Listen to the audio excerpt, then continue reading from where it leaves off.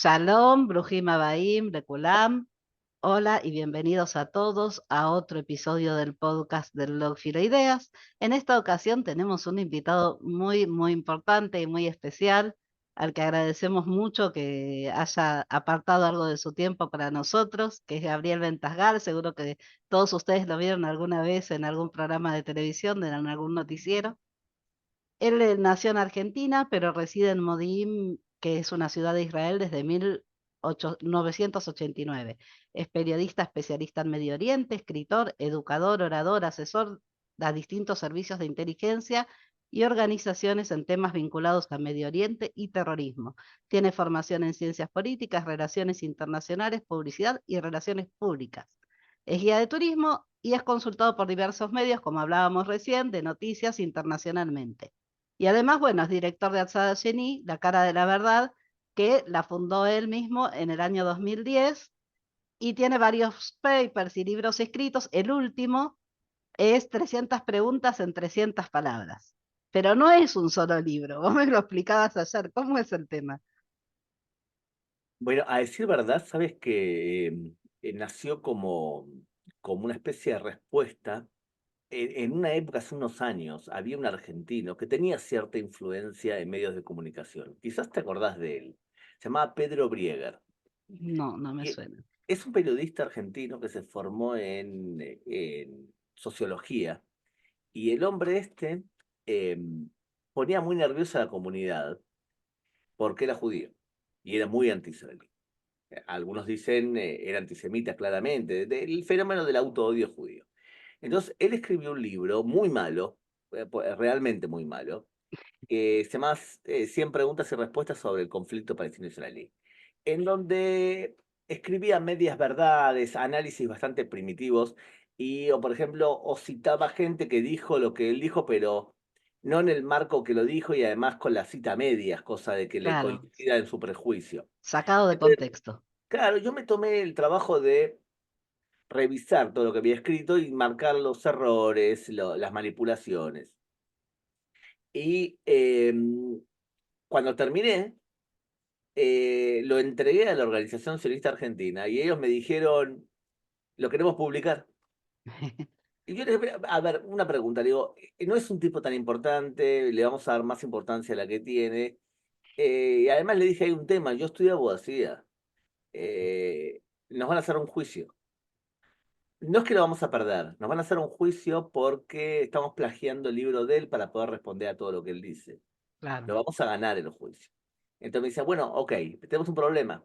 Tenemos el dinero para el libro y no tenemos el libro. Entonces dije, ¿saben qué? Si él hizo 100 preguntas, voy a hacer 300.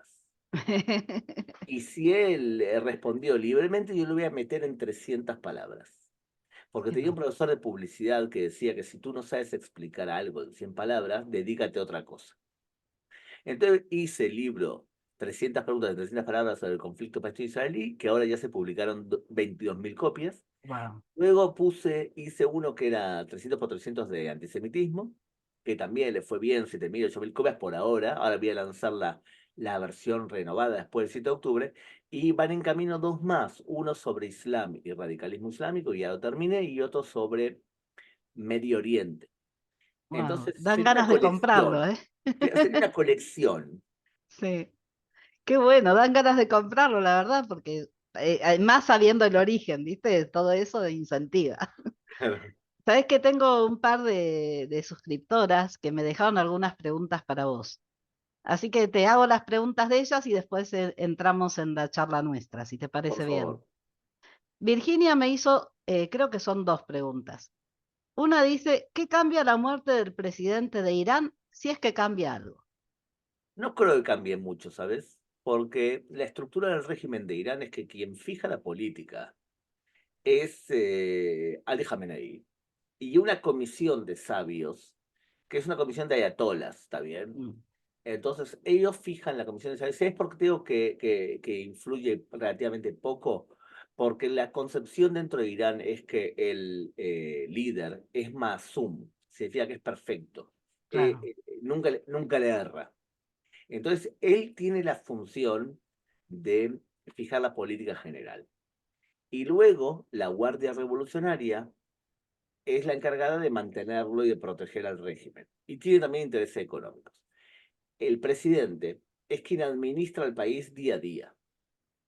Es el que fija ciertas políticas. Por ejemplo, Ibrahim Raisi decía que una mujer que iba por la calle sin el velo islámico era como si estuviese desnuda. Entonces, evidentemente, la muerte de Raisi puede modificar la seguridad física de una mujer. Ya, depende quién tome su lugar. Claro, pero en principio en eso influía mucho más. Ahora, ¿en qué sentido puede influir la muerte de Raisi? En que él era el candidato a suceder a Ali Khamenei cuando Ali Khamenei tiene un cáncer de próstata avanzado. Wow. Entonces ahí tiene influencia. Pero lo que tiene que ver, si Virginia pregunta qué tiene que ver a nivel mundial la muerte, hasta qué punto puede influir, cómo puede influir en el conflicto y entre Irán e Israel, poco. No creo que mucho. No, por ahí un poco más a Irán, sobre todo porque ahora van a tener que buscar otro sucesor. Seguramente va a ser el hijo, Mustafa Khamenei. Seguramente va a ser él el que va a ser elegido como presidente. Por ahora tiene un presidente momentáneo que es el vice, y supuestamente según la constitución durante 50 días tenía que mantenerse en ese poder hasta elecciones. Pero seguramente el que va a ser elegido es el hijo, porque ten en cuenta que cuando hay una elección a presidente, grupo de sabios selecciona quién se puede candidatear. Claro, eso había Todo leído. y todo aquel que no es apto según nuestros ojos, bueno, ese es eliminado. Claro, eso había leído, que él pone los candidatos, o sea que los candidatos son todos de su línea. Más o menos, pueden ser un poco más reformistas. Por ejemplo, el que era anterior, Hatami, era un pelín más reformista, un pelín. Mm, Mira, es muy conservador. ¿De qué depende? Bueno, de lo que el sabio máximo considere que son las necesidades del momento para Irán. claro, entiendo. Bueno, y Virginia también preguntaba, ¿qué pensás sobre las acampadas universitarias que gente supuestamente con cultura está infantilizada simplificando un conflicto tan complejo y tan manipulada hasta el punto de repetir lemas como loros, que ni ellos entienden? Que justamente el punto de partida de Virginia es correcto, creo yo. Es supuestamente intelectual, supuestamente. Porque además pueden ser intelectuales en algunos temas y no en todos. Y es algo que tenemos que quizás salir de nuestra inocencia a nivel general, y es que a veces pensamos que una persona que es un premio Nobel Mm, es bueno en todo, o que Messi sí, puede hablar de política. Entonces, y eso, por ejemplo, se lo exigimos a Maradona y se lo exigimos, por ejemplo, a Saramago o a Pérez Esquivel. Uno puede ser bueno en algo y no significa que sea bueno en todo. Entonces, el tipo puede ser un estudiante de literatura muy bueno que estudia en Oxford, pero cuando habla del conflicto palestino-israelí se transforma en un imbécil. Es probable, puede porque ocurrir. sobre el conflicto palestino-israelí todos hablamos, todos hablamos, es gratis hablar. Verdad. Menos estudian sobre el tema. Entonces, hay razones por las cuales están acampando ahí, pero en principio no hay que darle más prestigio a ese estudiante que el que podría tener el vecino de la esquina o el verdulero de la otra cuadra. Claro, porque además el hecho de tener cultura o tener algún estudio no te vuelve ético necesariamente. Exactamente, No, no te hace tener una buena moral. exactamente. Fíjate la cantidad de personas que se habla de ellos como enormes actores, pero como Mm, personas, sí. enormes escritores, pero como personas, Mm. no hay Siempre contraste. digo, cuando me dicen cómo puede ser que pienses de tal manera y te guste tal artista, yo digo, son dos cosas diferentes. Lo valoro desde el punto de vista artístico y bueno, y difiero con él en un montón de otras cosas. Me pasa con la mayoría de los artistas que me gustan. Silvia pregunta, ¿qué pensás que Europa está presionando con el Estado Islámico? ¿Crees que habrá otra guerra con el Líbano como la primera? Europa está presionando con el Estado palestino. ¿Ok? Sí. Eh, Va, perdón, ella puso Estado palestino, me equivoqué yo. claro. Eh, a ver, primero que Europa piensa de forma errada ciertos gobiernos, a decir verdad. El gran problema con el conflicto palestino-israelí es que ciertos gobiernos y ciertas personas y cierta educación, especialmente los que vienen de izquierda, consideran que el conflicto palestino-israelí es por tierras. Sí. Entonces, que la motivación principal del conflicto es que hay una ocupación y que si no habría ocupación, tendría que haber una solución. Lo que te están diciendo con eso es que el conflicto es territorial. Mm. El conflicto lamentablemente no es territorial. Es territorial para los judíos. O sea, los judíos Claro, dentro de Israel consideran que el conflicto es por tierra. Entonces, si nosotros cediésemos tierra, debería lógicamente haber paz. ¿Y cómo lo sé esto? Porque nos retiramos de Gaza. la Franja de Gaza y pensamos que debería haber solución. Y te lo decía Ariel Sharon, te lo decía principalmente los académicos que aseguraban que es una medida para que haya paz. Y te lo decía quizás el factor que tiene más influencia dentro de Israel, que es los medios de comunicación. Los medios de comunicación te vendieron la pildorita que la retirada de la Franja de Gaza iba a traer paz. Yo la compré, ¿eh? Y Yo confieso que la compré. En su momento creí que era una posible solución, pero tenía muy poco tiempo en Israel y poca experiencia y conocimiento. no te sientas mal porque hay gente que vivía hace 60 años en Israel y también se compra la misma pildorita, porque es complicado cuando todo el tiempo los medios de comunicación te vienen diciendo algo y y citan a académicos que confirman lo que ellos piensan, sentirse con la mentalidad de decir, ojo, ojo, esto no es tan así. Entonces, tenés que tener algo que es no estar con el síndrome del espejo. Y el síndrome del espejo es yo soy laico y pienso que son todos laicos. Claro, Entonces, como yo pienso que el conflicto es por tierras, todos deberían pensar así. Como yo bendigo la vida y pienso que la vida es lo más importante de todo, pienso que todos deberían pensar así. Esto es el síndrome del espejo. Y en general, mucha gente sufre de eso y en la izquierda se nota mucho más. mm, Entonces la izquierda laica piensa que todos son laicos, la izquierda que piensa que los conflictos son territoriales piensa que todos piensan igual. Y lamentablemente para los judíos el conflicto es territorial, pero para los palestinos el conflicto es religioso. claro, Y perdón. para todo el Medio Oriente la religión es importante. Entonces, vos te retiraste de la Franja de Gaza y ellos, por una cuestión de principios religiosos, hicieron lo que hicieron, excavaron durante años, de crear una ciudad bajo tierra en los túneles de la Franja de Gaza, mientras que vos estabas afuera. Y cuando hicieron lo que hicieron el 7 de octubre, lo hicieron por motivos religiosos y además la conducta fue religiosa. O sea, degollaron a personas porque Mahoma degolló a rivales en sus guerras. Ah, Violaron a los rivales porque así lo hacían los soldados de Mahoma. Y como Mahoma es perfecto, todo lo que hizo Mahoma es inspirador. Entonces es una cuestión religiosa.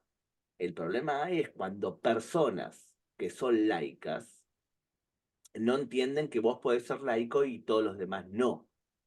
Y eso lo ves también ahora, en donde hay focos en Israel que son homogéneos, en donde un amigo trae a otro amigo. sí, Entonces, la justicia son muy parecidos todos. Ahora intentan cambiarlo el gobierno para que sea un poco más representativo del pueblo también. La academia, las universidades, muchas universidades es amigo trae amigo en la élite militar y también la prensa, por supuesto. sí, Entonces, cuando tenés tanta homogeneidad y esa homogeneidad se equivoca en sus evaluaciones, y bueno, tenés un atentado el 7 de octubre. claro, claro, eso pasó. Ay, perdón. Era Eh, lo que te decía de este, tu pregunta. Entonces, parte de los gobiernos europeos consideran que si se impone una solución territorial debería haber un adelanto al proceso de paz. Otros de estos gobiernos europeos están influidos por mucho antisemitismo, el caso de España, por ejemplo, de claro, Irlanda. Otros por mucha inocencia y por mucha visión corta, por ejemplo, Noruega. Noruega lo que hace es, reconoce un Estado palestino unilateralmente, pero Noruega es la mediadora y la garante del pacto de Oslo. O sea que claro, Israel firmó un acuerdo de Oslo con un garante que ahora lo que hace es hacer todo lo contrario a lo que dijo como garante. sí, es Entonces, increíble. ¿qué fe puede tener Israel en un futuro en un mediador europeo que es garante cuando se le ocurre? Entonces, hay distintas razones, ¿está bien? Sí, y hay Eh, mucha hipocresía también, ¿no?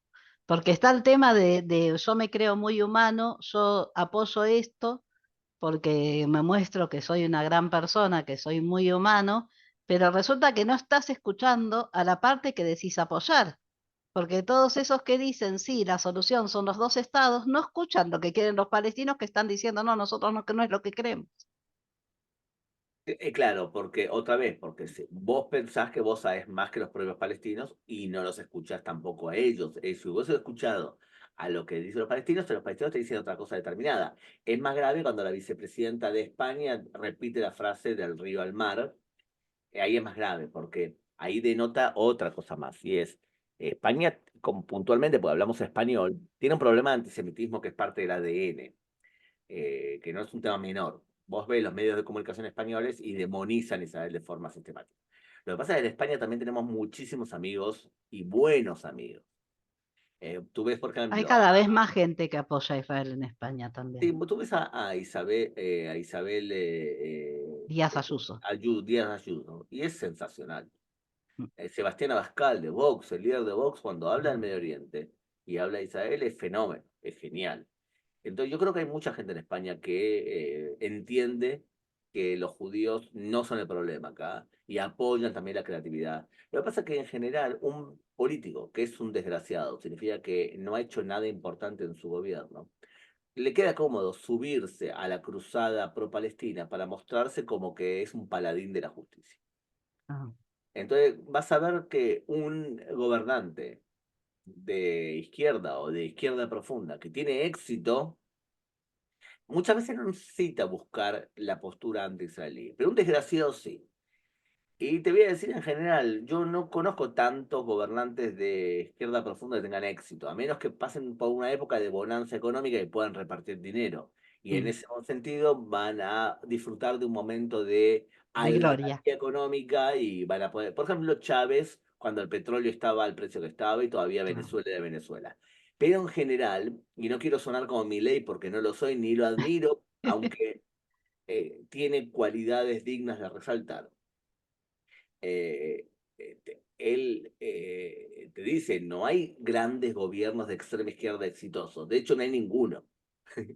El Ah. único lugar quizás en donde la extrema izquierda en un momento determinado tuvo éxito fue en Israel, en la época donde los kibutzim eran centrales en la economía. Claro, eso lo No, comentaba en la charla, creo que con Maya Gabriel, que decía, no me acuerdo si fue con ella, creo que sí, que decíamos, ¿no? Que en algún momento acá gobernó el socialismo y no estuvo mal, que el motivo por el cual fracasó el socialismo es más por razones de seguridad, no por razones económicas. eh, Pero tenías los yo no kibutzim estoy, comunistas y los moshavim socialistas que fueron fundadores del Estado. yo no creo, Cindy, yo creo que se mantuvieron en pie estos kibutzim y demás porque el gobierno intervenía y el partido intervenía para salvarlos. Económicamente no tuvieron éxito al principio, pero al Mm. final ya eran un lastre y de hecho cuando dejaron de recibir apoyo del gobierno y del partido, se fundieron y ahí tuvieron que renacer. Sí, ahora Entonces, son como yo, barrios cerrados muchos de esos, claro, ¿no? ahora muchos de los kibbutzim son emprendimientos capitalistas con un cierto espíritu socialista, cierto. Ujú. Pero los kibbutzim que mantienen su estructura socialista clásica, son muchos de los que están fundidos, principalmente, y alguno que otro que es excesivamente rico. Entonces Claro. se puede mantener el socialismo cuando son muy ricos. Claro, y lo que mantienen del socialismo, aquellos que ya quedaron como decíamos antes, como varios barrios cerrados, es más que nada a nivel social. Tipo, siguen reuniéndose en el comedor y esas cosas, ¿no? Y Hacen actividades juntos. tienen algo que es muy bonito, en serio, que es, le ofrecen a los miembros una especie de red de apoyo. Entonces, si hay uno de los miembros, tú pagas una especie de impuesto suplementario para poder ayudar a alguien que está en desgracia o que necesita ayuda. Eso es muy bueno, Mm. es muy, muy bueno. Tiene cosas muy bonitas en ese sentido. Lo que sí que se tuvieron que adaptar porque económicamente la estructura del kibutz, por ejemplo, creo yo que es antinatura. Claro. El Ah, De, principio de de hecho, pensar, tienen el, concesiones. el principio de pensar que vos podés hacer lo que podés y recibir lo que te mereces, lo que necesitas, es antinatura. Sí, sí, como que tenés derechos más allá de los verdaderos derechos, ¿no? Como Sí, que exigís derechos que nadie dijo que tenías. es antinatural. No Sí. responde a la naturaleza humana, creo yo. De hecho, los kibutzim se manejan mucho ahora. Bueno, yo te digo, cuando llegamos al país llegamos a un kibutz, pero tienen muchas concesiones. Por ejemplo, tienen concesionado el comedor, tienen concesionado la granja. Porque ahora no eh, es más un sistema socialista. no, Ahora lo que hay es, se privatizó buena parte de los kibutzim y las personas trabajan afuera y dan el dinero sí a la cuenta del kibutz para que le quiten los gastos del jardinero y los gastos comunes y demás. mm, Y las propiedades, buena parte de los kibutzim le han dado las propiedades privadas para que las casas sean propiedades privadas o van en proceso a eso, porque cada kibutz es una historia diferente. sí, Entonces, ha dejado de ser eso. ¿Qué es lo que se mantiene? Bueno, casi ninguno tiene un comedor que funciona todos los días. Y cuando funciona es porque vienen turistas de afuera y le cobran también a los miembros para los servicios que dan. O sea que casi ninguno mantiene el espíritu socialista. Sí mantienen alguna cosita como la red de esta ayuda que te dije antes. claro.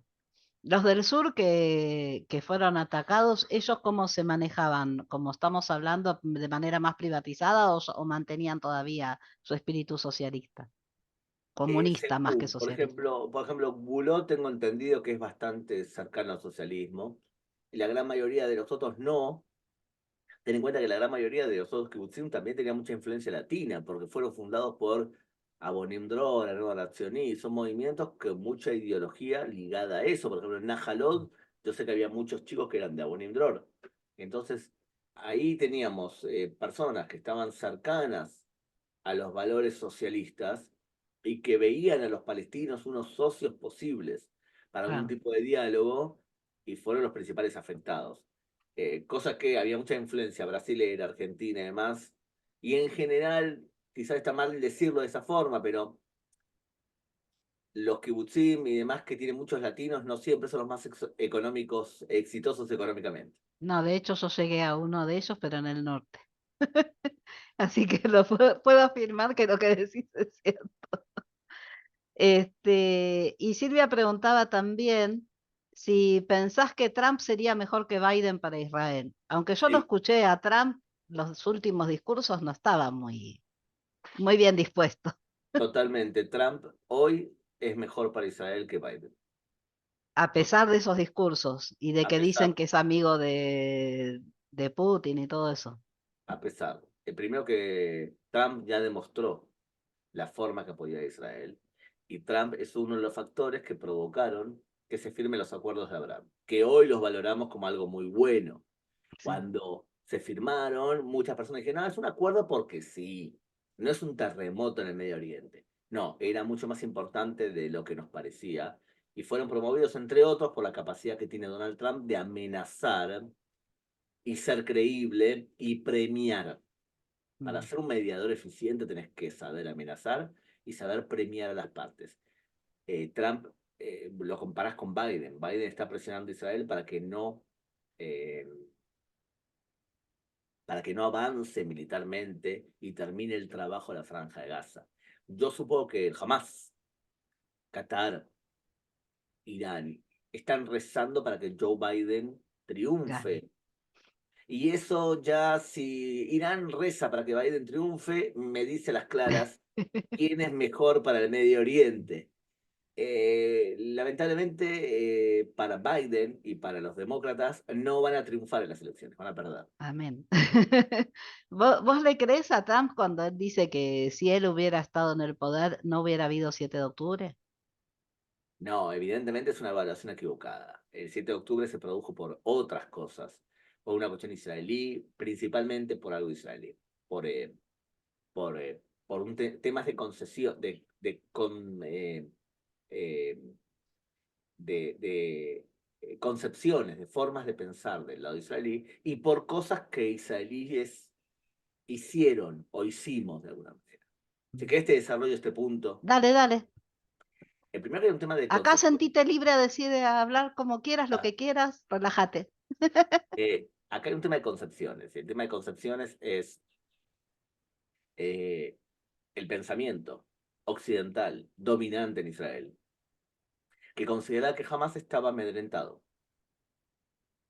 Sí, un error. Y por lo tanto, vos pensabas que, y el propio Netanyahu estaba convencido que estaba amedrentado. Jamás la estrategia, de hecho, de Netanyahu era: voy a mantener a Hamas débil y a la autoridad palestina débil y peleados entre ellos, y no voy a permitir muchos beneficios para Hamas y los voy a atacar cuando sea necesario para cortar el pasto, el césped, pero voy a permitir la entrada de dinero que viene de Qatar para que jamás no esté tan hundido, cosa que no tenga nada que perder. Y esa forma de ver a Hamas es un error, porque jamás, mientras que Netanyahu pensaba que estaba amedrentado, que los soldados pensaban que el ejército pensaba que estaba amedrentado, no estaba amedrentado nada y estaba cavando túneles y preparando el ataque que hizo. Ahora, Entonces, eso no es extraño de un tipo como Netanyahu que ya tiene experiencia y de haber tratado con ellos en otras guerras, de haber visto cómo nunca cumplen los pactos, de... sí, es un error No es grave. raro. No es un error grave. No fue él el principal culpable, creo yo. Él sí tiene que renunciar, creo yo. Pero el principal culpable fue el ejército. Pero sí, él es parte importante porque es el principal líder y el que supuestamente es el responsable de todas las decisiones que se toman. ¿Y quién Eh, puso a los responsables del ejército en su lugar, y en en general su puesto? el propio ejército muchas veces se nombran a sí mismos a gente que es amable, pero el primer ministro tiene que autorizar. Lo que pasa es que el primer ministro no tuvo la sabiduría o la fuerza política para imponer a alguien que piense de otra manera, que sea más a la vista, y quizás porque él mismo no se dio cuenta. Yo creo que todo eso remarca la importancia de los errores y la negligencia de Netanyahu, y por eso te digo que para mí tiene que renunciar claramente. ¿Por eso o porque respondía a los pactos para mantenerse en el poder? No, no, no, no, no. La alianza de Netanyahu el 7 de octubre era más de derecha que él. O sea que no era un tema de pactos. Eh, a ver, en el Israel de hoy, hablar de Netanyahu siempre es un problema. Porque Netanyahu produce en las personas un nivel de irracionalidad que, si vos decís alguna cosita a favor de Netanyahu, te van a tachar de vivista. ¿Está Mm. bien? Y es una forma de insultar a alguien. ¿Está bien? En general, la persona que lo hace no está haciendo la misma técnica que hace los antisemitas cuando te dicen Israel es un estado nazi, Israel es un estado Mm. aparte, es lo mismo. Entonces, al decir algo que tiene que ver a favor de Netanyahu, te van a decir que sos un vivista. Y si vas a decir algo en contra de Netanyahu, bueno, los vivistas o los que aman a Netanyahu te van a decir que sos un traidor a la patria. Entonces es un Ah. problema, porque hay un nivel de irracionalidad con respecto a Netanyahu que transforma a personas racionales en trogloditas. Entonces, y en ese aspecto, en ese campo, están, por ejemplo, los medios de comunicación en Israel, que son prácticamente, en buena parte, trogloditas a favor de Netanyahu, el Canal 14, Sí. con un público determinado, y la gran mayoría, Canal 12 y 13 principalmente, que son trogloditamente anti-Netanyahu. Entonces, ¿cómo juzgamos y cómo opinamos de Netanyahu? Yo te voy a decir mi opinión. Hay tres razones fundamentales por las cuales Israel fue atacada. Primero, por una concepción que jamás estaba amedrentado, y esa concepción lo tenían Netanyahu y el liderazgo de inteligencia del ejército de Israel. Segundo, un pensamiento occidental que decía que si nosotros permitimos entrar a palestinos a trabajar de la Franja de Gaza, entonces no hay ninguna razón lógica para que nos ataquen. Ah, Y es que nosotros esos... dejábamos entrar a trabajar 20.000 a 40.000 personas por día. Y el tercer argumento es pensar que la tecnología te puede dar mucho más de lo que la tecnología te puede dar. Entonces, tenés cúpula de hierro, tenés una alambrada de seguridad muy buena y pensás que con eso es suficiente y no necesitas otras cosas, como por ejemplo espías en el terreno o escuchar lo que dicen. Eh, Ahí el- fue el error mayor, ¿no? Ahí tenemos tres errores gravísimos de concepción. Pero hay algo suplementario que en general se habla menos, y que ahí sí ponés la opinión principal que que tenemos cada uno de nosotros, y es que el lado palestino estaba convencido que nuestras diferencias internas eran tan grandes y éramos tan débiles socialmente, que valía la pena atacarlos. Y en este punto, la pregunta es ¿por qué? Y yo ahí sí creo Sí, que la importancia de la forma que se explicó la reforma judicial y la irresponsabilidad de ciertos políticos, y digo principalmente Ehud Barak, Ehud Olmert, ciertos políticos, de la forma que hablaron, y ciertos medios de comunicación, no descarto incluso los latinos, salvo algunas excepciones, principalmente de México. Los sí, medios de comunicación latinos presentaron la forma, la estructura de la reforma judicial de manera vergonzosa. Pero los medios de comunicación latinos tienen menos influencia a nivel nacional. Los medios de comunicación nacionales eh, manipularon lo que era la esencia de la reforma judicial hasta tal punto de presentarla como si fuese el fin de la democracia. Y claro. eso dio pie a un montón de personas de decir, yo no voy a entrar al ejército. La principal portavoz de los protestantes decía, "Ah, dentro de poco no van a tener ni siquiera ejército, porque un montón de oficiales, que eran quizás 5 oficiales, decían, nosotros no vamos a atacar, porque somos militares de la aviación israelí, y los medios de comunicación le daban eco y le daban mucha fuerza a eso. Por eso, en ese No, sentido, yo no tengo esperanzas que los manifestantes digan, fuimos unos irresponsables en la forma que hablamos. Y no, en no lo las van a hacer. amenazas que hicimos, no lo van a hacer porque lo siguen haciendo. Los mismos de Ahim Laneshek, la Fuerza Kaplan, están haciendo exactamente lo mismo que hacían antes del 7 de octubre, con la misma irresponsabilidad. Sí, no Ellos aprendieron son nada. responsables también del 7 de octubre. Y ni hablar los medios de comunicación. Bueno, vas a escuchar a un periodista, a todos los que ahora critican al gobierno, ellos fueron también responsables, algunos de ellos muy responsables. La forma con que presentaron la desconexión de la Franja de Gaza, de forma idealizada y hasta infantil, sin traer voces que explicasen otro punto de vista. La forma que explicaron la reforma judicial, que te digo como estudiante de abogacía, Sí.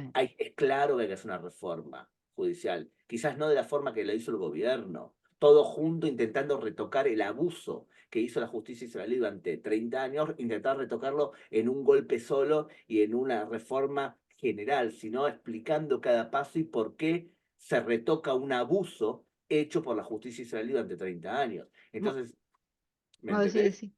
Sí, sí, sí, Entonces, perdón. eso es lo que quizás habría que hacer de forma... Lo que pasa es que no vas a escuchar vos a gente diciendo, ¿saben qué? Yo informé sobre la reforma judicial trayendo a todo gente que confirmaba mis prejuicios. Y si No, traje porque tiene ese... que ver mucho con ego eso, Gabriel. Porque aunque reconozcan, aunque vean el error, aunque puedan ser capaces en algún momento de internamente decir me tira pata, externamente no lo van a hacer porque el ego no permite eso. Es como, ¿no? Es Sí, tal mucho cual. de... Fíjate, por ejemplo, que ahora los medios de comunicación dicen que Netanyahu recibió un montón de cartas del ejército diciendo que las reformas judiciales y Sí, lo que me estaba enteré. ocurriendo, las protestas, eran debilidad e iban a traer a los atentados. Sí, pero no dicen estos mismos medios de comunicación que parte de esas cartas fueron motivadas por la postura de los medios de comunicación que tenían miedo de perder el poder y explicaban una reforma judicial de manera irresponsable. Ah, Porque créeme que el principio de Svirut, de racionalidad, no es el fin de la democracia, si vos lo anulás. Tienen miles de anclas los jueces para poder anular otras cosas y de hecho fíjate lo que hicieron.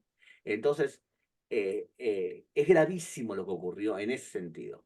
Ahora, no lo van a asumir, no lo van a reconocer. no lo van a reconocer ni mucho menos. ¿Por No. qué? Y porque, entre otras cosas, eh, no me cuesta creer que aquella persona que todo el tiempo citó a analistas para que confirmen tus prejuicios, y de vez en cuando ponías a alguien que piense de manera diferente, y ahora pasó lo que pasó, no va a decir, nosotros pusimos nuestro granito de arena para que la gente entienda las cosas de una manera que los extremizó. Mm, tal cual. Ahora te voy a cambiar un poco de tema. Voy a volver un poco hacia vos mismo más que hacia Israel. Este, entonces hablamos en tu presentación de que sos una persona que muy consultada, ¿no? Por distintos medios de comunicación. ¿Cuál fue el primer medio de comunicación que se contactó con vos? Y si hay alguno que aún no lo haya hecho, pero te gustaría. A decir verdad, la primera entrevista de televisión que hice en el marco de Atzá-Geni, digo, antes no, ¿no? En medio de Atzá-Geni, fue en catalán, porque yo viví en Barcelona varios años y mi esposa es catalana, entonces, la primera Ah, entrevista es en catalán. Y yo le sorprendí al periodista diciéndole, eh, háblame en catalán, yo te respondo en castellano porque en mi catalán tengo vergüenza en hablar. Entonces, te digo no te digo las entrevistas pequeñas y demás, sino entrevistas que dio que fueron eficaces o que tuvieron cierta repercusión, porque estábamos en el medio de la guerra del 2014. Entonces, esa para mí fue una primera entrevista y después, inmediatamente después, estuvo la CNN en Chile y esas son dos piezas televisivas que yo vi que circularon mucho. ¿qué fue en La Entonces, Sexta, en el medio catalán? no, fue en la WIT, una en TV3. Mm, Entonces en el canal 8, perdón, el canal 8 era. Y que ahí estaba Pilar Rahola en un momento, de acuerdo, me acuerdo que Pilar Rahola estuvo, entró después que fui yo. Entonces, eso te digo. Y con respecto a medios de comunicación, mira, durante la pandemia, Argentina discutía si cerrar o no cerrar las escuelas. Y yo en La Nación Más, que es un medio escuché. relacionado con la derecha, dije que en Israel se habían cerrado las escuelas. Entonces, todos los medios K se enamoraron de eso, entonces empezaron a llamar también los medios K. Entonces, las personas pensaban que yo era K. ¿Por qué? Porque estaba mucho medio K, C5N y demás. Sí, sí, sí. Entonces, y La Nación Más tuvo la dignidad de seguirme llamando. Entonces, en un momento determinado hablaba para los dos. Esa fue, creo yo, algo que me enorgullece, la posibilidad de Sí, poder sí, hablar con medios que no sean... eh, pero la verdad es que no tengo menos quizás participación en medios de comunicación de España. claro. Pero lo que yo digo en general, la mayoría de los medios de comunicación de España. Sí, estuve en OK Diario y Libertad Digital, que son medios más, o Intereconomía, que son medios más relacionados con la derecha conservadora, pero eh, los En medios TV estuviste alguna vez también, ¿no? es una o dos veces, pero Me no, no, suena que te vi ahí si también. no es algo masivo en general, lo que yo digo en general es agua y aceite para los medios de comunicación clásicos españoles. Los medios de comunicación clásicos españoles tienen una postura muy anti-israelí, muy demonizadora de Israel y Mm. también muy ignorante. Yo trabajé para Antena 3 de España y es verdad, nosotros teníamos el mejor periodista de Medio Oriente que había acá, Enrique Zimmerman. Él era quien cubría Medio Oriente, pero en general Antena 3 de España y los medios de comunicación de España y los periodistas en España no son el arquetipo del periodista más trabajador, ¿eh? Y No, sí, más, Maya Gabriel me hablaba el otro día de eso. Bueno, ella trabaja mucho con este esto. sabe mejor que nadie. Estamos hablando de quizás de los periodistas más vagos que hay en el mundo. Sí, y ella me hablaba que todos utilizan la misma fuente y que en general la mayoría, los enviados que tienen acá son un desastre. Y además ni siquiera se mueven dentro del coso, utilizan F y F con dificultad salen del estudio que tienen en Jerusalén, lo hacen todo por llamadas telefónicas, no se formaron en Islam ni en Medio Oriente, se hacen por llamadas telefónicas, lo pueden hacer desde Madrid. Tengo la peor de las opiniones sobre la calidad periodística e intelectual de la gente de F y de los Mm. medios de comunicación de España en general, ¿eh? Que en general lo hacen no por,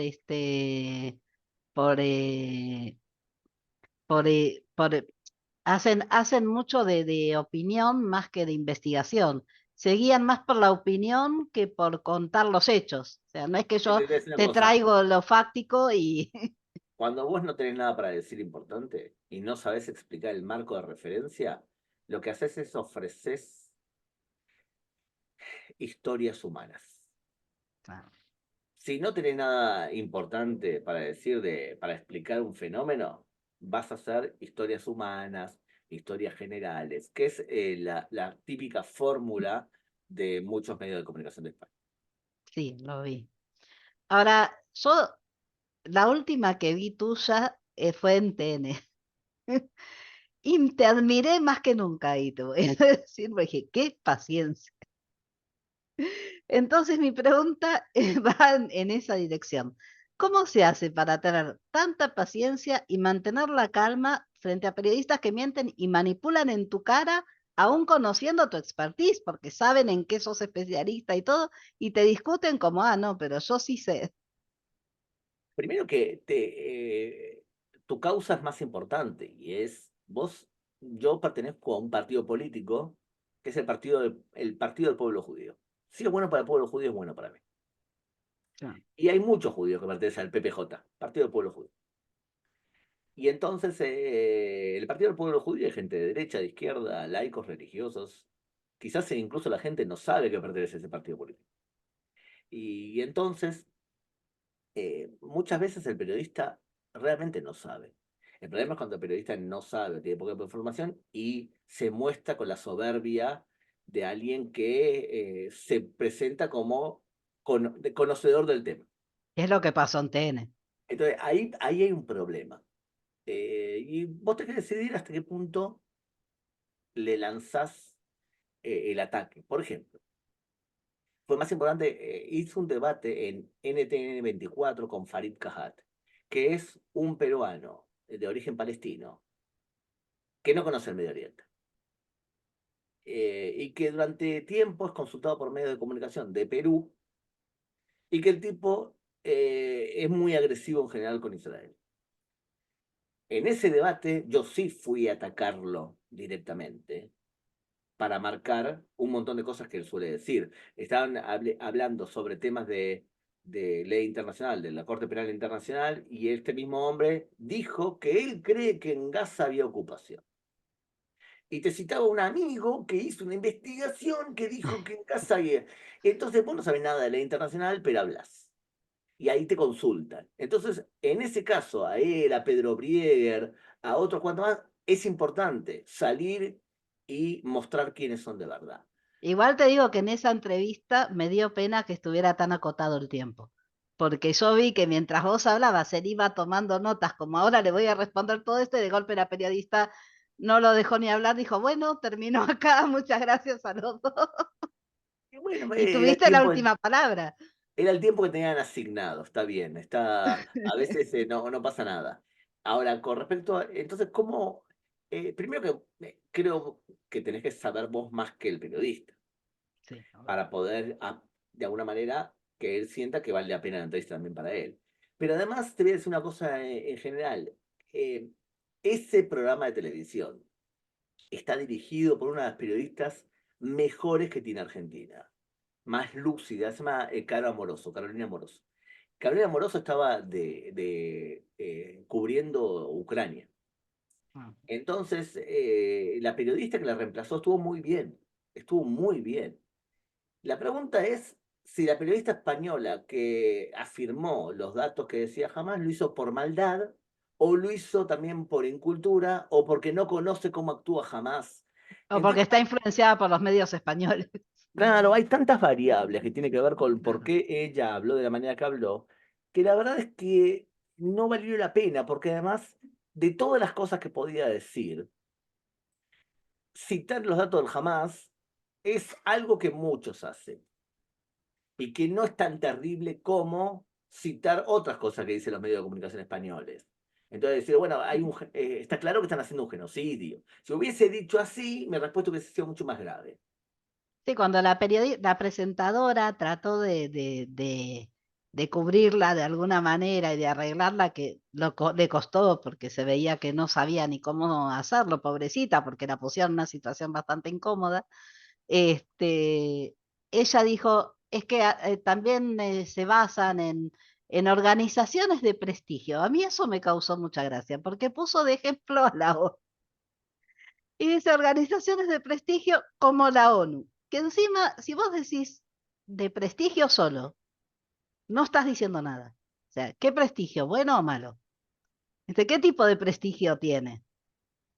Y la ONU, que me disculpen, pero buen prestigio no tiene. Y cualquiera que se ponga a investigar yo tengo una nota sobre ese tema y tuve que investigar para poder escribirla. Cualquiera que se pone a investigar se da cuenta que tendría que haber cerrado sus puertas hace mucho.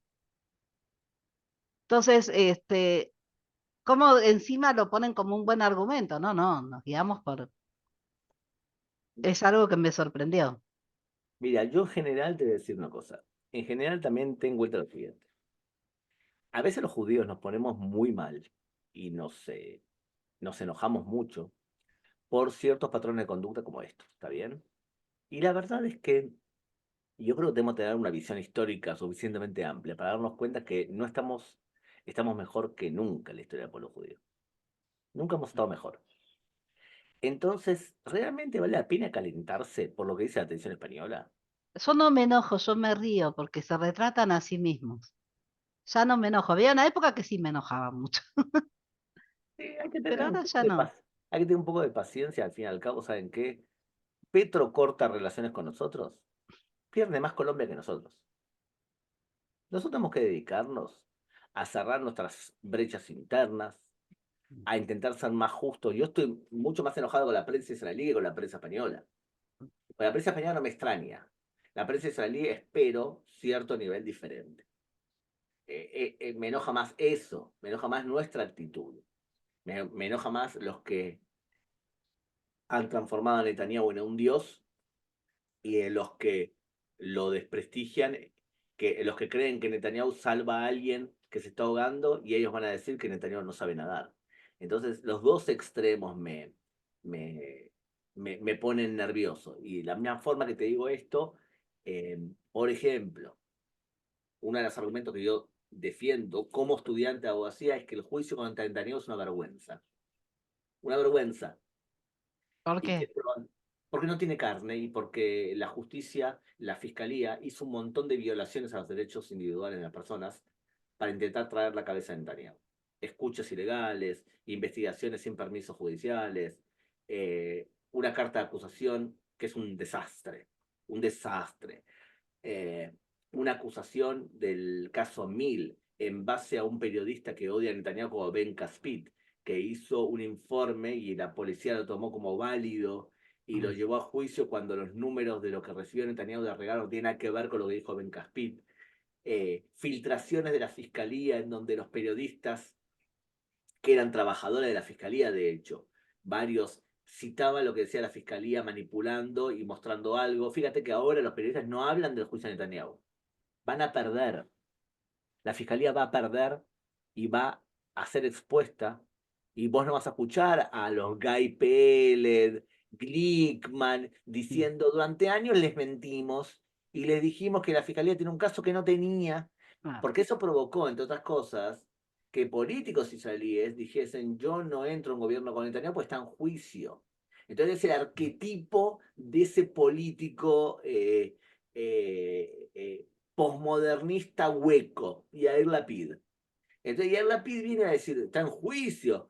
Sí, pero macho, el juicio es un juicio que no tiene carne. Y no tenía carne de principio. O sea, no querés entrar al gobierno de Netanyahu, me parece perfecto. Decir que no confías en él, un montón de cosas. Sí, ideológicamente no condicen en todo Por tampoco. supuesto, entonces, pero no digas que es por un tema de juicio contra Netanyahu, porque el juicio es una vergüenza. Vos te tenías que haber procesado, porque vos sí hiciste algo que era claramente ilegal. Él lo que Ac- hizo fue una acción que, no, que es claramente una violación de la premisa de conflicto de intereses. Entonces, a él sí lo tienen que haber procesado, pero él es parte del sistema. Entonces, en este caso, el juicio de Netanyahu va a terminar perdiendo la fiscalía. Es probable que vos no escuches demasiado de ese tema en los medios de comunicación a Pero partir de ahora ahora. que le pidieron las agendas a Sara, ¿o vos pensás que lo de las agendas a Sara que le pidieron tiene que ver más con lo del 7 de octubre que... No tiene, Sara Netanyahu es un civil, no tiene ninguna obligación de dárselo y probablemente eso es una noticia. Fíjate, te vuelvo a decir, ¿cuándo fue la última vez que escuchaste una noticia con respecto al juicio de Netanyahu? No, desde lo que pasó acá con el 7 de octubre no se volvió a hablar. Yo estoy siguiendo de cerca el juicio de Netanyahu, porque me parece que es, ¿qué sucede? Los defensores de los derechos humanos, hoy se lo hacen a Netanyahu y mañana se lo hacen a otro gobernante, que la fiscalía le arma un caso para voltearlo. Sí, igual cuando yo siempre digo, a mí no me gusta Netanyahu, nunca lo voté, lo confieso, lo reconozco, y también como vos pienso que debería renunciar, siempre sí lo valoré a nivel de hablar, habla bárbaro, para mí tiene que ser canciller, porque en O ese presidente, sentido es o presidente de buenísimo, Estados Unidos. claro, en ese sentido bárbaro. Ah, por Pe- supuesto. pero a pesar de eso, cuando me enteré los motivos del juicio, me causó mucha gracia porque, claro, como Argentina, vos decís, es un chiste. Claro. Buena cobertura mediática como soborno y es un poco raro. Es raro, es muy raro. Bueno, sigamos con lo que estábamos hablando. Son muchos los medios internacionales que, como hablábamos antes, que te consultan. ¿Alguna vez te negaste a alguno que te pidió y le dijiste, no, con vos no quiero saber de nada? France 24 en español. Considero que tiene una agenda antisemita clara y que citan antisemitas para hablar. Y por lo tanto, hace tiempo ya que le dije no estoy de acuerdo con vuestra línea editorial y no voy a perder tiempo con usted. Mm. ¿Y fuiste soldado acá en Israel, hiciste la tzabá, no? No, tengo un problema en Porque la cuando vista. vos llegaste, ¿qué edad tenías? Era joven, 18. por eso. Sí, ¿Cómo sí. fue que no tuviste que hacer la tzabá? Hoy tengo un problema en la vista muy serio. Tengo un problema Ah, en la vista que no veo de un ojo y de otro lado, de otro ojo tengo una enfermedad. O sea que ya directamente el ejército me liberó. Y en ese momento yo pensé que yo me voluntaricé para el ejército. Pero justamente por las condiciones físicas me dijeron, mira, te vamos a dar algo que yo tenía ya 23 años, 23, 24 años, había terminado de estudiar. Entonces me dijeron que me iban a dar algo que pensé, ¿sabes qué? Yo pensé, yo quiero hacer el ejército, pero quiero hacer algo significativo, que aporte. Y al final dije, ¿sabes qué? Yo puedo aportar en otros campos que no sean estos específicamente. claro. Es que hay mucho que se puede hacer. Claro, se puede hacer muchas cosas. Yo creo que si pudiese hoy volver atrás, quizás me enrolo en el ejército igual por una cuestión social, ¿está bien? Pero no me siento que aporto menos al país por no haber hecho el ejército. No, claro, por supuesto. ¿Qué tan ligado seguís a Argentina? Y bastante porque escribo novelas que buena parte de ellas tiene que ver con Argentina. Entonces escribí dos novelas relacionadas con Argentina claramente, una Justicia y otra Venganza, que si Dios quiere se van a transformar en series de televisión, porque por lo Wow. menos me compraron los derechos para eso. Avisá, avisá si la vemos. Va a aparecer, si va a ser, ves que hay una novela llamada Justicia y otra Venganza, es probable ¿Sabés que... dónde, en qué medios va a aparecer? ¿En alguna de las No, porque plataformas de series o en no, porque vos te canales? compran los derechos y después hacen ellos lo que quieren. Ah, Pero supongo que va a terminar siendo algo concreto. Es buena la historia. qué bueno, dan ganas. En tu presentación mencioné que asesorás a distintos servicios de inteligencia y organizaciones. ¿Podés contarnos algunos, o supongo que algunos no podrás hablar de ellos, pero los que puedas, nos podés contar a quiénes asesorás? Es más importante a quiénes, sino sobre qué.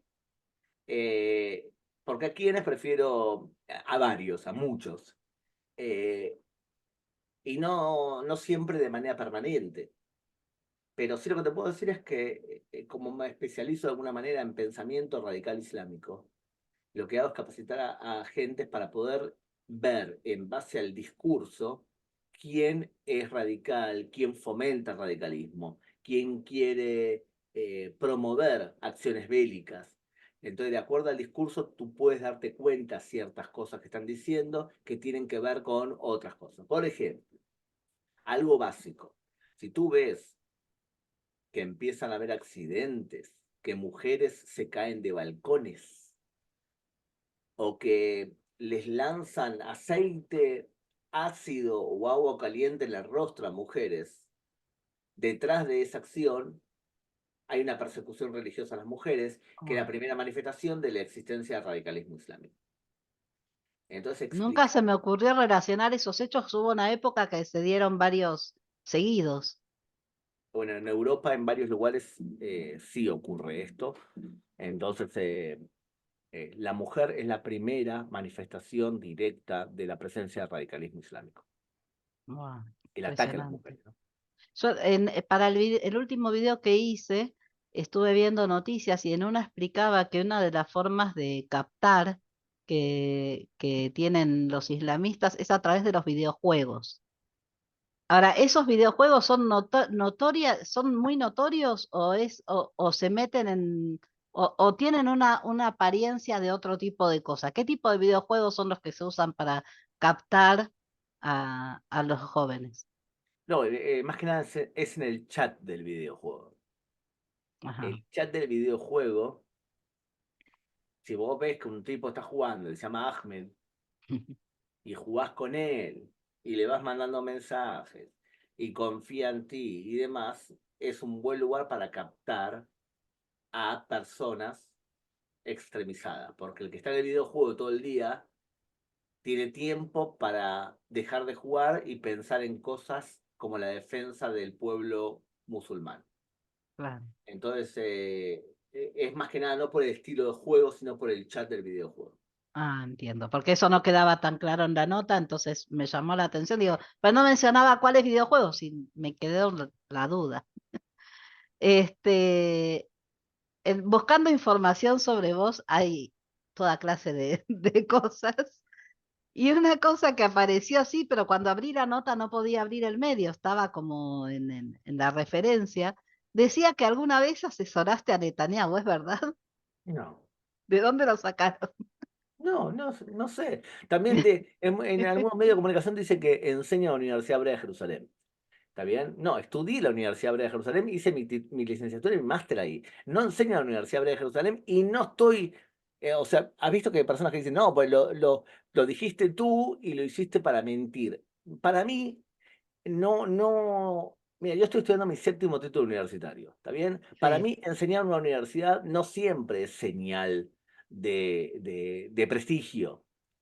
Depende de qué enseñes, cómo enseñes, en qué universidad. Fíjate que las universidades en un montón de lugares han sido los arquetipos de las personas que han errado más o donde se promueve antisemitismo. O sea, había un chico mexicano que una vez me empezó a atacar y decirme, claro, vos te das que sos profesor de la Universidad Hebrea de Jerusalén y no es así.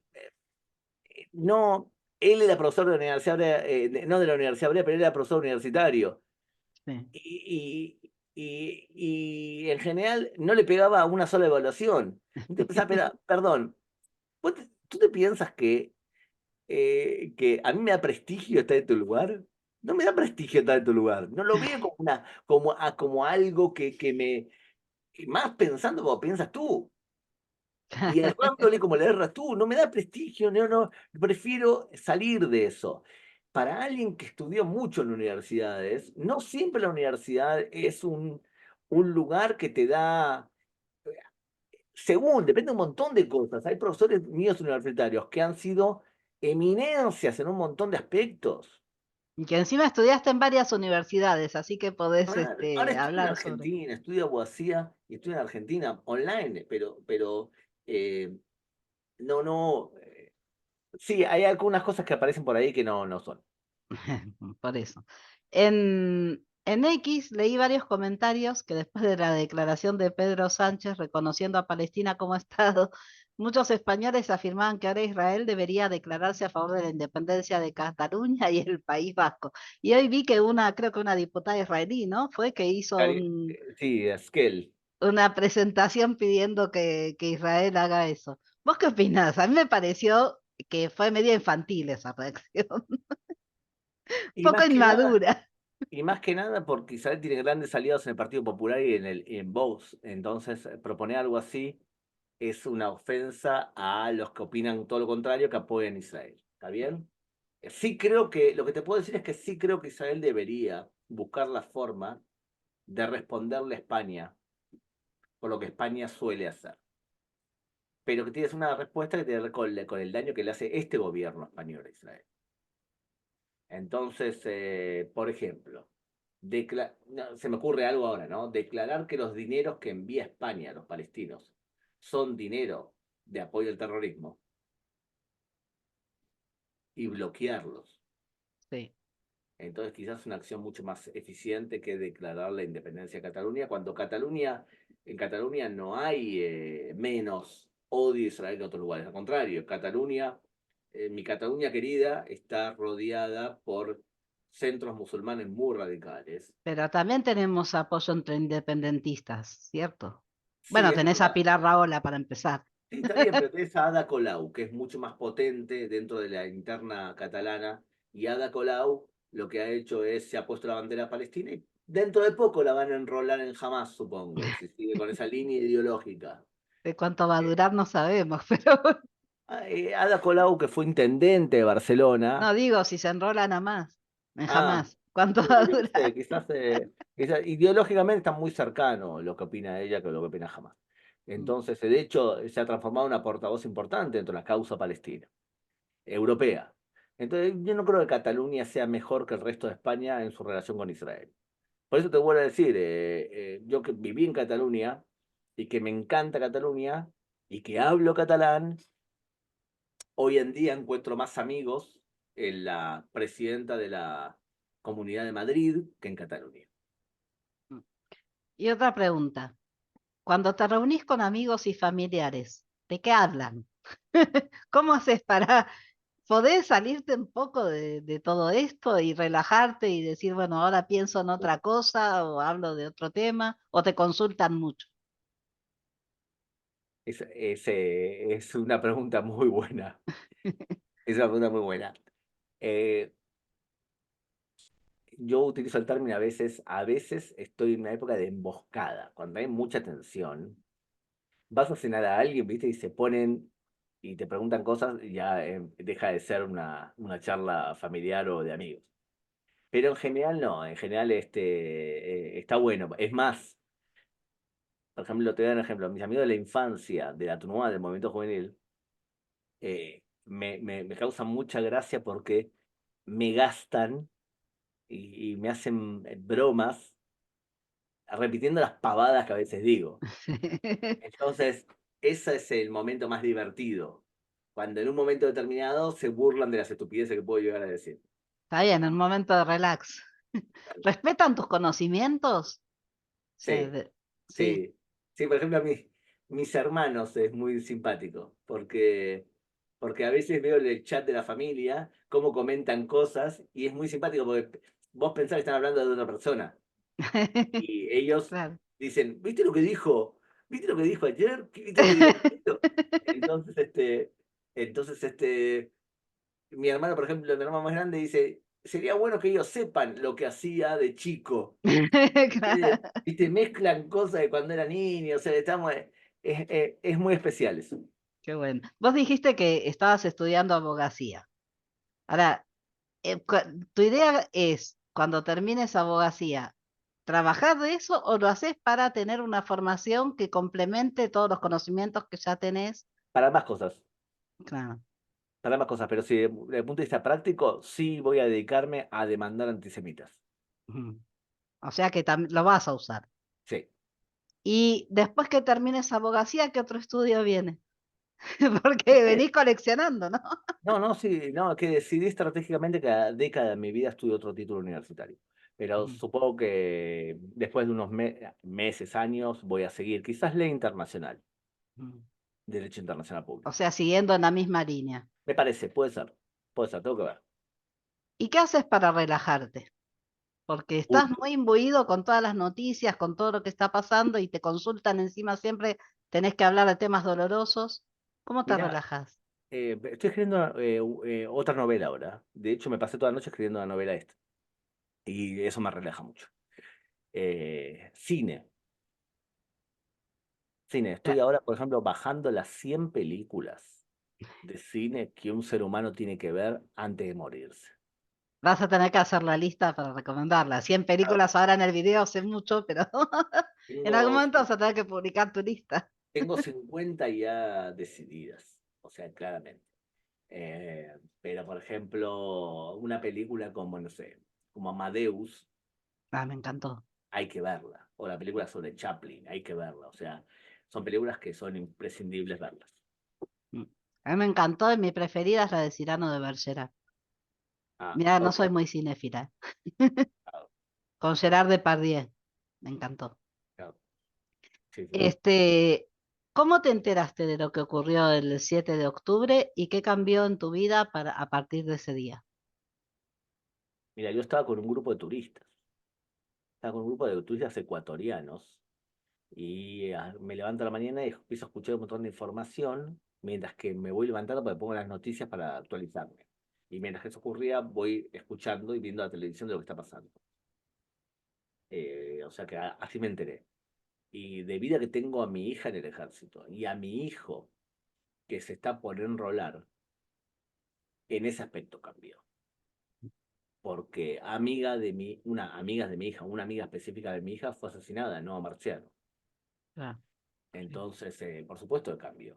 Y no cambió tanto la forma de ver el conflicto palestino-israelí y a los musulmanes radicales. No No, cambió en claro, ese sentido ideológicamente. El shock emocional ideológico fue menor en mi caso. porque los conocimientos ya los tenías, por ahí más Porque, emocional que de a claro, no me nivel. sorprendió demasiado. Yo me imagino a una persona que, no sé, venía de Meretz, le debe estar costando en este momento cerrar la brecha ideológica que se le creó con esos eventos.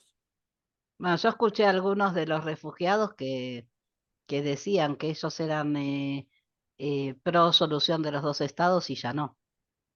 Ah, yo supongo que para ellos debe ser más grave. Lo mío Mm, fue más emocional, ver a tus propios hijos expuestos de esa forma. mm, sí. No, yo tengo un sobrino herido de guerra. ¿Emigraste a Israel por sionismo o venían tus padres y viniste con ellos? ¿Cómo fue? Totalmente sionista. Total, vine Bueno, solo, vos dijiste que estabas en Tnuot, que son movimientos claro, de sionistas. totalmente, totalmente. ¿Con qué medios te informás? Con textos de grupos de pensamiento, o sea, de, por ejemplo, INSS o el Centro Bein Sadat, eh, y con información de medios de comunicación básicos, pero soy muy escéptico cuando veo Mm, medios de comunicación israelíes para informarme. Busco personas que hacen ciertos análisis. Entonces, por ejemplo, si vos me decís, ¿qué periodista te transmite confianza? Y salvo a Ayala Hassan del Canal 1, no veo ninguno que me transmite confianza de verdad. Pero, por ejemplo, los análisis de Udi Ari o los análisis de Tzvi Heskeli, los analistas que tienen profundos conocimientos de Islam, tienen otro nivel. O sea que si escucho un tipo como Amnon Abramovich del Canal 12, sé que me está mintiendo. ¿Está claro, bien? pero por ejemplo, si viniera alguien que no tiene los profundos conocimientos que tenés vos y es más un acercamiento a la noticia que un analista de la realidad. Ah, A que, esa persona, qué le recomendarías? ¿Qué dirías? Bueno, que vea Enlace Judío, Diario Judío de México, por ejemplo.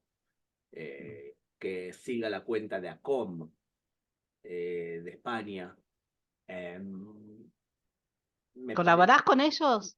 Sí, sí, sí, sí, por supuesto, por supuesto. Pero son medios que me gustan, confío. eh, son medios que vale la pena seguir. Tengo charla, en una de las charlas es a Juan Hernández de ACOM, Sí, muy que bueno, es muy buena gente, divino, ¿no? Un dulce, muy me buena gente, encantó, la charla fue muy buena, muy muy buena interesante. gente, sin duda. Eh, ¿Qué medios, bueno, medio lo hablamos, ¿no? ¿Qué medios recomendarías? Yo les digo video oyentes porque televidentes no sería lo justo. Para informarse en idioma español, me dijiste recién, más o Sí, sí, menos te es dije, eso. te dije. Te voy a mencionar algunos medios informativos en idioma español para que me des tu opinión sobre ellos, porque como vos hablaste en cada uno de estos, seguro, bueno, algunos no sé si en los de Israel, pero seguro alguna opinión tenés. Un poco hablamos de algunos de ellos, por ejemplo, la TV. Responde a la esencia, el ADN antisemita que tiene España y que ahora está ligado a todo el mundo progre, mezclado con un desconocimiento profundo del Medio Oriente, creo yo, y mezclado también a cierto nivel de vagancia que tiene la televisión española. O sea que cuando se trata de Medio Oriente en general y de Israel en puntual, eh, no recomiendo TV, me parece un medio que es nefasto. Diario El País de España. Bueno, tiene más prestigio de lo que realmente se merece. opino como vos. La Nación Más. Es un medio que tiene mucha fuerza en Argentina, y que ha tomado una postura muy pro-israelí, de los periodistas líderes. No estoy seguro de toda la estructura del canal, Sí, pero los Feynman, Rossi. Caro, Feynman, Rossi, Leuco, tiene una postura muy pro-israelí, Bueno, muy. Leuco es judío y estuvo en Israel, Sí, pero a mí lo cubriendo que sea, parte. que sea judío me dice poco, Mm, porque hay muchos judíos que también es bueno, sí, antijudío, o sea que no me dice demasiado. Leuco, en el caso de Leuco, sí, es una persona que se pone la camiseta también y ha reconocido que es judío y se ha transformado en un paladín. Pero en general me parece un medio que hace buena televisión, hace muy mm. buena televisión. TN, un poco mezcla TN, ¿no? Como que no tiene una línea tan, me parece a mí, por ahí vos que los conoces un poco más. No, me parece un medio correcto, me parece un medio correcto, un medio bien. O sea, hay obviamente programas, como te dije, un programa internacional dirigido por Carolina Moroso y citando a Guillermo, que explique sobre temas de militares, es un programa de calidad. C5N. Yo creo que tienen menos maldad en el conflicto palestino-israelí, tienen menos maldad de lo que la gente le asigna. Tienen mucho más ignorancia que Mm, maldad. Y depende quién es el periodista, porque yo me he entrevistado con gente de C5N que te dice claramente, jamás es un movimiento terrorista y que se ha lanzado a la yugular de Hamás desde el principio. mm. Eh, Antes llamaban, por ejemplo, a Pedro Briega de una manera determinada y él hablaba y ahora casi no está. Dejaron Entonces, de confiar en él. sí, además creo yo que pasó otro fenómeno también, y es que Zoom permite consultar a un israelí desde el Mm, terreno. Y un israelí que realmente sabe más que Pedro Briega. Entonces, ¿para qué voy a llamar a Pedro Briega? ¿Para que me dé la interpretación marxista de un conflicto que no entiende? claro. Eh, entonces, Zoom abrió las puertas a un montón de cosas buenas en medios de comunicación. El Universal de México. Acá tengo una duda que te quiero preguntar, porque yo me acuerdo en el año 2006 empecé a leerlo y a seguirlo porque me pareció que respecto a Israel mantenía una línea muy buena y eran bastante objetivos, no es que tampoco eran fanáticos de Israel. Pero ahora cambió, sigue igual. La verdad es que no sé, no lo sigo, así que no te sabría decir. Mm, No te sabría decir, no lo sigo. Ynet, En castellano, en español, claro. No siguen el mismo ritmo de actualización que en hebreo, eso es cierto, o en inglés. lo que pasa es que como Ynet en hebreo es obsesivamente anti-Netanyahu, traducir esa obsesión al castellano sin que vos en castellano tengas el marco de referencia de esa obsesión puede ser problemático. Entonces, a veces traducen cosas que análisis que no representa lo que es el votante israelí ni el pensamiento israelí. Entonces, a veces no todo vale la pena traducir. Claro, entiendo. ¿Me entendés? Ese es el tema. Can en español. No lo escucho. Tienen, tienen un podcast en Spotify que lo que tiene de interesante son a veces las entrevistas que hacen. No lo escucho. Escuchaba cuando estaba en Marcelo Kicilevsky, cuando estaba Roxana Levinson, y los dos, ambos confío mucho en ellos y me parecía bárbaro en esa época. Desde que ellos no están, no he escuchado nada de ellos. Marcelo está en Radio High ahora, ¿no? Marcelo está trabajando en Radio High, no creo, ¿no? No sé, vi que estaban en un programa Ah, puede ser que sea como puede invitado. ser. La BBC. Claramente antisemita. ¿Alguna vez se arrepintieron de alguna cosa que afirmaron en contra de Israel? Eh, lo que te puedo decir es que directores editoriales han dicho que la línea editorial es una manipulación, Ah, o que tiene una agenda claramente anti-israelí. Eso sí lo han dicho. CNN. Eh, en español no creo que sea tan grave como en inglés. Mm. ¿Y Tongadol? Lo sigo poco, muy poco. ¿La tercera de Chile lo conoces? ¿Qué tal son? Para los chilenos están en una posición difícil ahora, ¿no? Claro. Eh, Tanto que la segunda como la tercera a veces publica cosas muy buenas. El Observador de Uruguay Lo sigo poco. tuvo su época, ¿no? Dorada, ahora no sé. Lo sigo poco. Sigo Y más el país. el último que te voy a preguntar, no sé si lo conoces, Atzada Yení. No, ese un medio de comunicación que produce material pro-israelí, claramente. O sea que, pero no porque por una cuestión de que mucha gente ya produce material anti-israelí.